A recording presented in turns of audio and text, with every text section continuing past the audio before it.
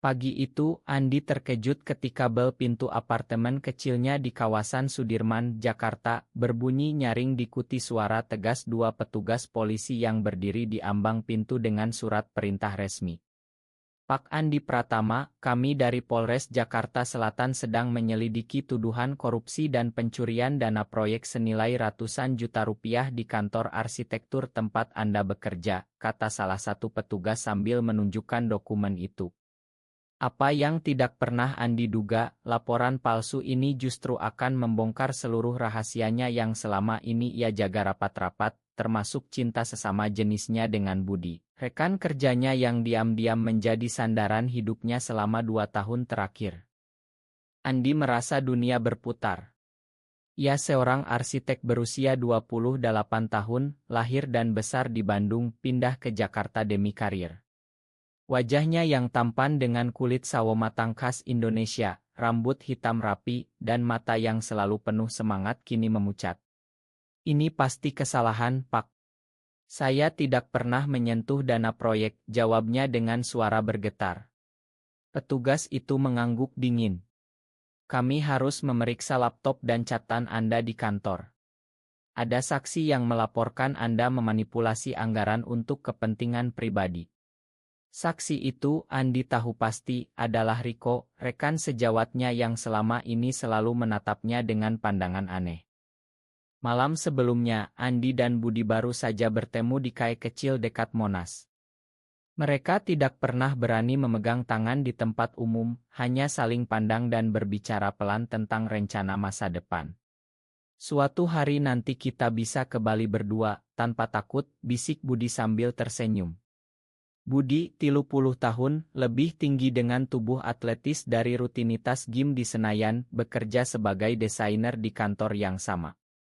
Cinta mereka lahir dari proyek malam yang panjang, dari obrolan kopi sampai pagi, sampai akhirnya satu pelukan di mobil Budi mengubah segalanya.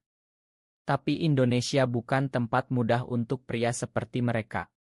Keluarga Andi di Bandung masih mengharapkan ia menikah dengan gadis tetangga, sementara Budi sudah berpisah dengan keluarganya di Surabaya karena alasan yang sama. Keesokan paginya, Andi duduk di ruang interogasi Polres. Petugas menunjukkan email palsu yang katanya dikirim dari akunnya, memerintahkan transfer dana ke rekening pribadi. Ini bukan saya, Pak. Saya bahkan tidak punya akses ke rekening proyek, kata Andi. Tapi bukti semakin menumpuk. Riko, yang duduk di ruang tunggu sebagai saksi, tersenyum kecil saat melihat Andi lewat. Andi teringat pertengkaran kecil 2 minggu lalu ketika Riko tanpa sengaja melihat chat di ponsel Andi tentang janji temu dengan Budi. Kamu aneh ya, Andi. Pria dewasa kok selalu sama cowok, kata Riko saat itu dengan nada sinis. Andi mengabaikannya, tapi kini ia sadar, itu awal dari segalanya. Sore harinya, Budi datang ke apartemen Andi dengan wajah cemas. Aku dengar dari kantor. Mereka bilang polisi datang. Apa yang terjadi? Andi menceritakan semuanya sambil memegang tangan Budi erat. Aku takut, Budi. Kalau ini terus, rahasia kita bisa terbongkar. Budi memeluknya pelan. Kita hadapi bersama. Aku tidak akan meninggalkanmu. Malam itu mereka tidur berpelukan, tapi hati Andi gelisah. Di luar jendela, lampu-lampu Jakarta berkelap-kelip seperti ribuan mata yang siap menghakimi. Keesokan paginya, polisi memanggil Andi lagi. Kali ini mereka membawa Riko masuk ke ruangan. Pak Riko, Anda yakin tuduhan ini benar? Tanya inspektur. Riko mengangguk, tapi suaranya mulai goyah saat petugas menunjukkan bukti bahwa email itu dikirim dari komputer Riko sendiri. Ini kesalahan teknis, gumam Riko. Andi menatapnya tajam. Saat itulah, petugas membuka folder chat lama di ponsel Riko yang disita. Chat antara Riko dan teman lama yang berisi kata-kata penuh kecemburuan, Andi dan Budi selalu bersama. Aku tidak tahan melihat mereka. Harus aku hancurkan. Andi terpaku. Rahasia yang selama ini ia kira aman, kini mulai terkuak. Petugas menatap Riko dingin. Kami akan melanjutkan penyelidikan. Tuduhan ini tampaknya palsu. Saat Andi keluar dari ruangan, ia merasa beban berat di dada. Tapi ia tahu ini baru permulaan. Keluarganya di Bandung pasti akan mendengar kabar ini dan hidupnya tidak akan pernah sama lagi. Andi pulang ke apartemen dengan langkah gontai. Ia menelepon ibunya di Bandung. "Ma, ada masalah di kantor." Nanti Andi cerita. Suara ibunya hangat seperti biasa. "Jaga kesehatan ya, Nak. Jangan lupa sholat." Andi menutup telepon dengan air mata menggenang. Ia tidak tahu bagaimana cara mengatakan bahwa ia mencintai seorang pria. Di Indonesia, di mana masjid dan gereja berdiri berdampingan dengan norma keluarga yang ketat, pengakuan seperti itu bisa menghancurkan segalanya. Budi datang malam itu membawa makanan dari warung Padang Aurit mereka. "Kita makan dulu. Besok kita ke kantor bersama." Mereka duduk di lantai apartemen berbagi rendang dan es teh. "Aku takut keluargaku tahu, Budi. Ayahku mantan tentara. Ia pernah bilang pria sejati tidak boleh lemah." Budi menggenggam tangannya. "Kamu bukan lemah. Kamu berani mencintai aku. Itu kekuatan." Kata-kata itu membuat Andi tersenyum tipis untuk pertama kalinya hari itu. Tapi di luar, hujan deras mulai turun, seolah langit Jakarta ikut menangis bersama hatinya. Pagi berikutnya, berita kecil sudah beredar di grup kantor. "Andi dituduh korupsi," bisik rekan-rekan. Andi berjalan masuk dengan kepala tegak, tapi hatinya berdegup kencang. Riko menghindari tatapannya. Di ruang rapat, manajer memanggil Andi. "Kami dukung kamu, tapi polisi masih selidiki. Sementara cuti saja." Andi mengangguk. Ia tahu ini bukan akhir. Penyelidikan polisi baru saja dimulai dan rahasia cintanya dengan Budi sudah mulai bocor seperti air di celah-celah tembok. Di kantor polisi hari ketiga, suasana semakin tegang. Inspektur membuka laptop Riko di depan Andi dan Budi yang dipanggil sebagai saksi. "Kami menemukan bukti bahwa email tuduhan itu dibuat dari akun Riko. Ada juga chat pribadi yang menunjukkan motif pribadi."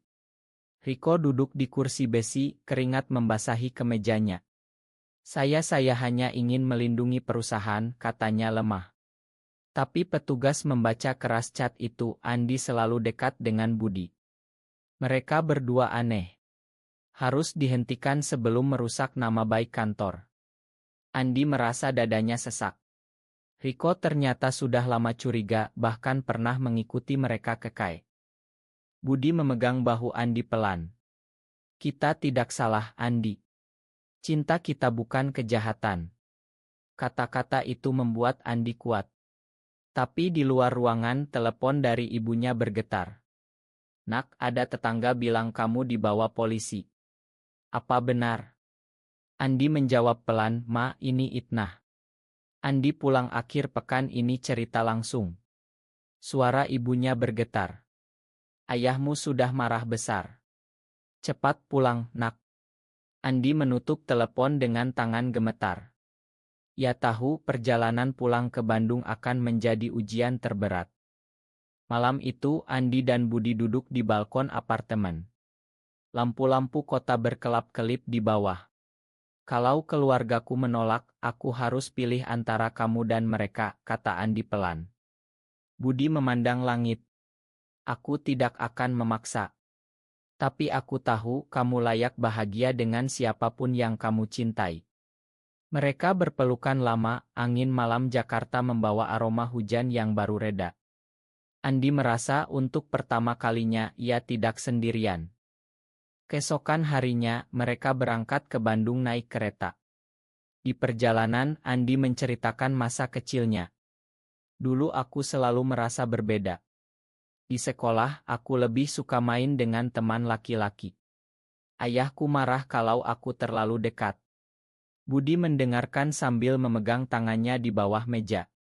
Saat tiba di rumah orang tua Andi di kawasan Dago, suasana langsung tegang. Ayahnya, Pak Hasan, mantan tentara dengan suara berat, langsung bertanya, siapa yang melaporkan kamu? Dan kenapa polisi bilang ada hubungan aneh dengan rekan kerja? Andi menarik napas dalam. Ayah, Ma Andi mencintai seorang pria. Namanya Budi. Dia yang selalu mendukung Andi. Ruangan hening. Ibu Andi menangis pelan. Nak, ini dosa besar. Bagaimana dengan keluarga? Tetangga. Ayahnya berdiri, wajahnya merah. Kamu bikin malu nama keluarga. Pulanglah besok. Pikirkan lagi. Andi merasa hatinya hancur, tapi ia tetap berdiri tegak. Malam itu ia tidur di kamar lama, air mata mengalir tanpa suara. Budi menunggu di hotel dekat sana, mengirim pesan, aku di sini untukmu selalu. Kembali ke Jakarta, penyelidikan polisi semakin mendalam.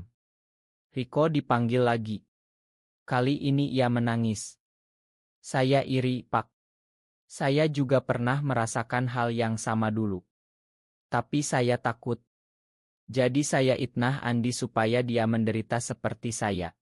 Petugas menggeleng. Anda akan dituntut atas laporan palsu dan pemalsuan bukti. Ini pidana. Andi mendengar dari luar ruangan. Ia tidak merasa senang, hanya kasihan. Riko, yang selama ini menyembunyikan rahasianya sendiri, kini harus menghadapi hukum dan dirinya sendiri. Di kantor, rekan-rekan mulai berubah sikap. Ada yang mendukung, ada yang menjauh.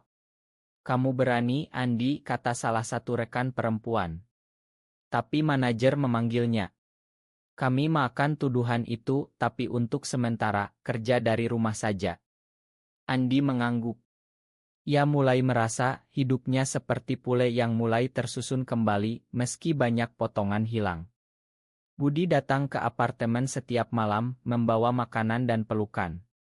Kita buat rencana baru. Mungkin pindah ke proyek di Bali nanti. Andi tersenyum. Bali ya, di sana kita bisa bernapas lebih lega. Tapi tekanan keluarga belum usai. Ibu Andi menelepon setiap hari. Nak, ayahmu sakit karena ini. Pikirkan lagi. Nikah saja dengan anak pakrek. Andi menolak pelan. Ma, Andi tidak bisa bohong lagi. Ini siapa diri Andi? Percakapan itu selalu berakhir dengan tangis. Andi mulai merasa lelah, tapi setiap kali melihat Budi, ia ingat mengapa ia bertahan.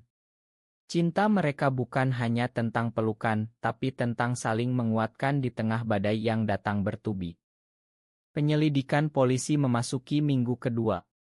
Andi dipanggil ke kantor polisi untuk konfrontasi terakhir dengan Riko. Ruangan pengap itu penuh ketegangan. Riko, yang kini tampak lebih kurus dengan lingkar hitam di mata, menatap lantai. Makan saya, Andi. Saya takut rahasia saya sendiri terbongkar. Saya pernah suka sama teman laki-laki di kampus dulu, tapi saya sembunyikan. Melihat kamu dan Budi bahagia saya iri. Andi tidak marah lagi. Riko, kita sama-sama manusia. Tapi itnahmu hampir menghancurkan hidupku. Inspektur mengumumkan kasus ini ditutup untuk Andi. Riko, Anda ditahan atas tuduhan laporan palsu dan pemalsuan dokumen. Ancaman hukuman hingga 5 tahun. Riko menangis saat dibawa keluar. Andi merasa campur aduk, lega, tapi juga sedih melihat seseorang yang dulu temannya kini harus membayar mahal karena ketakutannya sendiri. Keluar dari polisi, Andi dan Budi berjalan di trotoar Sudirman yang ramai. Kamu bebas sekarang, kata Budi sambil tersenyum. Andi mengangguk. Tapi keluargaku masih belum terima. Mereka memutuskan liburan singkat ke puncak akhir pekan itu. Di ila kecil, mereka duduk di teras menghadap kebun teh. Aku ingin hidup jujur, Budi. Tidak lagi sembunyi-sembunyi. Budi memeluknya dari belakang. Kita mulai dari sini. Langkah kecil dulu. Malam itu, di bawah bintang-bintang, mereka berbicara tentang masa depan, mungkin bisnis arsitektur kecil bersama, atau pindah ke kota yang lebih terbuka. Kembali ke Bandung minggu berikutnya, Andi menghadapi ayahnya lagi. Pak Hasan duduk di ruang tamu dengan wajah keras. Polisi sudah bilang kamu tidak salah. Tapi soal itu, aku tidak bisa terima, nak. Andi menatap ayahnya lurus. Ayah, Andi tetap anak ayah. Hanya saja Andi mencintai Budi. Bukan pilihan, tapi siapa diri Andi. Ibu Andi menangis di samping. Kami takut kamu menderita, nak. Masyarakat tidak ramah. Percakapan itu berlangsung berjam-jam. Andi menceritakan perjuangannya sejak kecil, rasa berbeda yang ia pendam, sampai bertemu Budi yang membuatnya merasa utuh. Akhirnya ayahnya menghela napas panjang. Aku butuh waktu, nak. Tapi jangan hilang kontak. Itu bukan penerimaan penuh, tapi setidaknya bukan penolakan total. Andi pulang ke Jakarta dengan hati lebih ringan. Di kantor, situasi mulai normal. Rekan-rekan yang dulu menjauh kini kembali menyapa. Bahkan ada yang berbisik, kamu inspirasi buat kami yang masih sembunyi. Andi tersenyum. Ia mulai bekerja lagi meski dari rumah. Budi sering datang membawa laptop, mereka bekerja berdampingan. Suatu malam Budi berkata, aku dapat proyek di Bali. Kalau kamu mau, kita bisa pindah sementara. Jauh dari tekanan Jakarta. Andi mengangguk antusias. Ya, kita butuh ruang baru untuk tumbuh. Tapi tantangan belum selesai. Teman lama Andi dari kuliah, Sinta, menelepon. Aku dengar kabarnya. Kamu benar-benar gay. Kok tidak pernah cerita? Andi menjelaskan panjang lebar. Sinta diam lama. Aku dukung kamu, Andi. Tapi hati-hati. Indonesia masih keras. Percakapan itu membuat Andi sadar, perjalanan ini panjang. Ia mulai menulis jurnal setiap malam, mencatat perasaan, ketakutan, dan harapan. Budi membaca salah satu halaman. Kamu kuat sekali. Aku bangga. Suatu hari, Riko menghubungi Andi dari penjara. Andi, aku minta maaf sekali lagi. Penjara ini membuatku berpikir. Aku juga harus hadapi diri sendiri. Andi mendengarkan tanpa dendam. Sembuh dulu, Riko. Kita semua sedang belajar. Telepon itu menutup dengan rasa damai aneh. Andi sadar, itnah itu justru menjadi katalisator untuk kebebasannya sendiri. Proyek di Bali akhirnya disetujui. Andi dan Budi pindah ke Ila kecil di Ubud selama 3 bulan. Udara segar pegunungan, sawah hijau, dan suara ombak di kejauhan membuat hati mereka tenang. Setiap pagi mereka bersepeda ke lokasi proyek, sebuah resort eco-friendly. Di sini kita bisa bernapas, kata Andi sambil memandang matahari terbit. Budi tersenyum. Dan kita bisa saling pegang tangan tanpa takut. Di Bali, mereka menemukan komunitas kecil pria yang sama. Ada pertemuan santai di KAE, berbagi cerita tanpa rasa takut. Andi merasa untuk pertama kalinya ia bukan monster. Tapi keluarga masih menghubungi. Ibu Andi kirim foto adiknya yang baru menikah. Nak, kapan kamu ikut bahagia seperti ini? Andi menjawab dengan foto dirinya dan Budi di pantai. Ma, Andi bahagia sekarang. Dengan Budi. Ibu diam lama lalu balas, kalau kamu bahagia, Ma ikut senang. Tapi pelan-pelan ya, jangan bilang ayah dulu. Itu kemajuan kecil yang membuat Andi menangis bahagia. Ayahnya masih diam, tapi setidaknya tidak marah lagi. Di proyek, Andi bertemu dengan klien lokal, Pak Made, yang ternyata paham. Saya tahu banyak orang seperti kamu di sini. Yang penting kerja bagus dan hati bersih. Kata-kata itu memberi Andi kepercayaan diri. Ia mulai merancang bangunan dengan lebih bebas, menuangkan perasaan ke dalam desain yang terbuka dan harmonis. Budi selalu di sisinya, memberikan ide dan pelukan di akhir hari. Kamu berubah, Andi. Lebih cerah. Suatu malam di pantai Kuta, mereka duduk di pasir. Budi berlutut. Andi, bukan pernikahan resmi, tapi aku ingin janji. Kita bersama selamanya, apapun yang terjadi. Andi memeluknya erat. Ya, Budi. Selamanya. Bulan purnama menyaksikan momen itu, ombak berbisik setuju. Keesokan harinya, mereka kirim oto ke keluarga. Ibu Andi balas dengan emoji hati. Ayahnya masih diam, tapi Andi tahu waktu akan menyembuhkan. Kembali ke Jakarta setelah proyek selesai, Andi merasa lebih kuat. Ia buka usaha kecil arsitektur bersama Budi. Kantor lama memberi referensi bagus. Rekan-rekan lama datang berkunjung. Kamu inspirasi, kata mereka. Riko sudah bebas dengan hukuman ringan karena menyesal. Ia datang ke kantor baru Andi. Aku mulai terapi. Terima kasih sudah makan aku. Andi mengangguk. Kita semua punya cerita. Tapi tantangan sosial masih ada. Di media sosial, ada komentar kasar saat Andi posting oto bersama Budi. Ini Indonesia, bukan luar negeri. Andi baca tapi tidak balas. Ia belajar, tidak semua orang harus mengerti. Yang penting, ia mengerti dirinya sendiri. Budi selalu bilang, kita fokus ke orang yang sayang kita. Suatu hari, ayah Andi datang ke Jakarta tanpa pemberitahuan. Ia duduk di kantor kecil itu. Nak, ayah lihat proyekmu di Bali. Bagus sekali. Lalu diam lama. Ayah masih sulit terima. Tapi ayah lihat kamu bahagia. Itu cukup untuk sekarang. Andi memeluk ayahnya untuk pertama kalinya setelah berbulan-bulan. Air mata mengalir. Terima kasih, Yah. Bisnis kecil mereka berkembang. Klien datang dari mana-mana, tertarik dengan desain Andi yang berjiwa. Andi dan Budi sering bepergian ke kota-kota lain, Surabaya untuk proyek keluarga Budi yang mulai melunak, Yogyakarta untuk seminar arsitektur. Di setiap tempat, mereka belajar lebih dalam tentang diri sendiri. Di Surabaya, Ibu Budi memeluk Andi. Terima kasih sudah membuat anakku bahagia. Kata-kata itu menyembuhkan luka lama Budi. Andi mulai aktif di komunitas online, berbagi cerita tanpa wajah, membantu yang lain yang masih berjuang. Kamu tidak sendiri, tulisnya di postingan.